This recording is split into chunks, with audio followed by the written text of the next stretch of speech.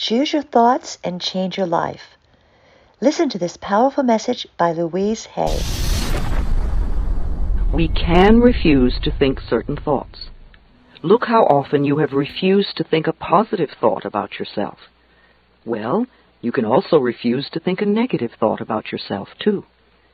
It seems to me that everyone on this planet that I know or have worked with is suffering from self-hatred and guilt to one degree or another. The more self-hatred and guilt we have, the less our life works. We find we have an inability to speak up for ourselves, and we are always trying to please others. Or we may be angry and explosive all the time. The less self-hatred and guilt we have, the better our lives work on all levels. This includes the health of the body, too. It has been my experience that the very bottom line for everyone I have worked with is always, I'm not good enough. And we often add to this, I don't do enough, or I don't deserve. Does this sound like you? Always saying or implying or feeling that you are not good enough? But for whom? And according to whose standards? Now, if these negative beliefs are very strong in you, then how can you possibly create a loving, joyous, prosperous, healthy life? Somehow your subconscious beliefs would always be contradicting these objectives and making sure you do not obtain your goals. I find that resentment, criticism, guilt, and fear cause more problems in our bodies and in our experiences than anything else. These feelings come from blaming others and not taking responsibility for our own lives. You see, if we are all 100% responsible for everything in our lives, then there is no one to blame. Whatever is happening out there is only a mirror of our own inner thinking. I am not condoning other people's poor behavior, but we must realize it is our beliefs that attract to us people that will treat us that way. If you find yourself saying, everyone always does such and such to me, criticizes me, ignores me, takes advantage of me, or abuses me, then this is your pattern. There is some thought in you that attracts this behavior. On some internal level, you believe you deserve to be treated this way. Or you treat other people this way, and it is just coming back to you. Whatever we give out, mental, physical, or verbal, will come back to us. When we no longer think or behave this way, the other people will change their behavior, or they will go and do that to someone else who believes they deserve it. You will no longer be attracting the experiences you say you do not want. Whether we want to change a life experience or a physical problem, the place to begin is to say so. Literally say, I am willing to release the pattern within me that is creating this experience or this condition. You can say this to yourself over and over every time you think of your illness. Say this with me now. I am willing to release the pattern in me that has created this condition. The minute you say this affirmation, you are stepping out of the victim role. You are no longer helpless. You are acknowledging your own power. You are saying, I may not understand it, but somehow I am beginning to understand that I contributed to creating this problem, and now I take my own power back, and I am releasing it and letting it go. What a powerful statement to have your subconscious mind supporting. As I said, resentment of others, criticism of ourselves, guilt over the past, and fear of the future are the most damaging mental thought patterns we can have. This kind of internal dialogue creates and maintains dis-ease in the body. These thoughts can destroy the body.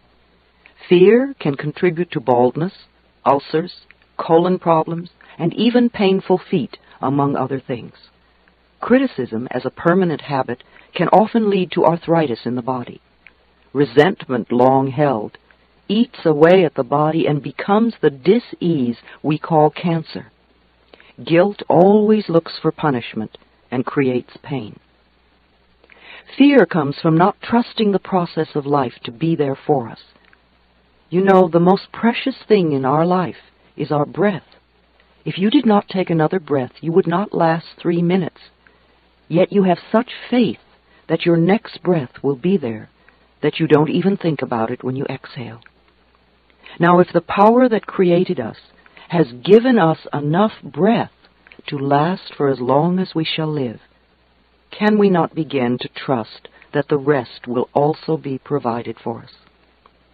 The next time you are frightened, think about the abundance of air and say, I trust the process of life to take care of me. Whenever someone is in pain, I know they have created a lot of guilt for themselves. Chronic pain comes from unrelenting guilt, often so buried that we are not even aware of it anymore. This guilt must be dissolved before the pain can be eliminated. Guilt is a totally useless emotion. It never makes anyone feel better, nor does it change a situation. Your sentence is now over. Let yourself out of prison. Anger combined with guilt often contributes to accidents. The degree of physical damage lets us know how severely we felt we needed to be punished and how long the sentence. Where this pain occurs in the body gives us a clue to which area of life we feel guilty about. Critical people often attract a lot of criticism because it is their pattern to criticize. They are often cursed with perfectionism, the need to be perfect at all times in every situation. Do you know of anyone on this planet who is perfect? I do not. Why do we set up standards that say that we have to be super person in order to be barely acceptable? That is such a heavy burden to carry. When I was a little girl, I had a very difficult childhood. My parents divorced when I was 18 months. I was raped when I was 5. I became a battered child and grew up in the Depression. My mother was very much a victim, and my stepfather constantly expressed his own brutalized childhood. I grew up having a lot of resentment. I had to create cancer in my own body before I was willing to begin to release that resentment. I am certainly not condoning the behavior of any of the people who mistreated me. However, for me to spend a lifetime just running the old movie, feeling blame and anger and resentment, is not doing me any good in the present moment. I learned that resentment only eats away at me, and it did. In my case, holding on to old blame and feeling resentful for all that they did to me helped to create my disease. Releasing and letting go helped me to heal myself. The past is over and done. We cannot change that now. We can change our attitude toward the past and our thoughts toward the past. How foolish for us to punish ourselves in the present moment because someone else hurt us in the long-ago past. It's not worth it. I often say to people who have deep resentment patterns, please begin to dissolve the resentment now when it is relatively easy. Don't wait until you're under the threat of a surgeon's knife and you have to cope with panic too. It is vital that we release foolish, outmoded, or negative ideas and beliefs that do not support us and nourish us. Our concepts of ourselves and of life and of God must support us, not negate us. No matter what our disease, if we choose to believe that we are helpless victims and that it is all hopeless, then the universe will support us in that belief and we will just go down the drain. When people come to me with a problem, I don't care what it is, poor health, lack of money, unfulfilling relationships, or stifled creativity. There is only one thing I ever work on, and that is loving the self. I find that when we really love and accept and approve of ourselves exactly as we are, then everything in life flows. That's the video for today. Thanks for tuning in. Peace, love, and light.